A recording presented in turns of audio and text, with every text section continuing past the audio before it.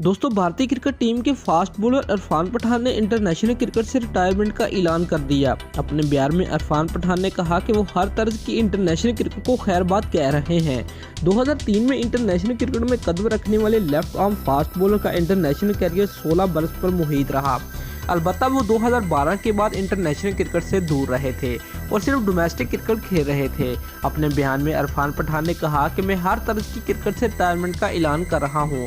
मैं खुश नसीब हूं कि मुझे गंगोली, ड्रेविड और लक्ष्मण जैसे अजीब खिलाड़ियों के साथ ड्रेसिंग रूम शेयर करने का मौका मिला।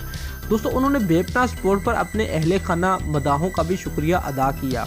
इरफान पठान ने टेस्ट क्रिकेट में हैट्रिक करने वाले दूसरे भारतीय क्रिकेटर 2006 में बने, जब उन्होंने कराची टेस्ट में पाकिस्तान के खिलाफ हैट्रिक की। उन्होंने सलमान बट, यूनुस खान और मोहम्मद यूसुफ को यके बाद देगरे पवेलियन की राह दिखाई। वर्ल्ड T20 2007 के फाइनल मैच में भी Irfan Pathan man of the match करार पाए थे। इसके अलावा इरफान पठान की वह सेंचुरी पाकिस्तान के खिलाफ थी जो उन्होंने 2007 में बेंगलोर में बनाई थी।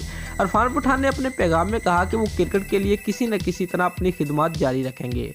दोस्तों, लास्ट में इरफान पठान ने कहा कि जब तक Virat Kohli Indian cricket team का कप्तान रहेगा तब तक किसी भी मुसलमान खिलाड़ी को आगे आने का चांस नहीं मिलेगा। दोस्तों, अगर आपको हमारी ये वीडियो पसंद आई है तो लाइक और कमेंट लाजमी करें और हमारे चैनल को सब्सक्राइब करना मत भूलिए। शुक्रिया।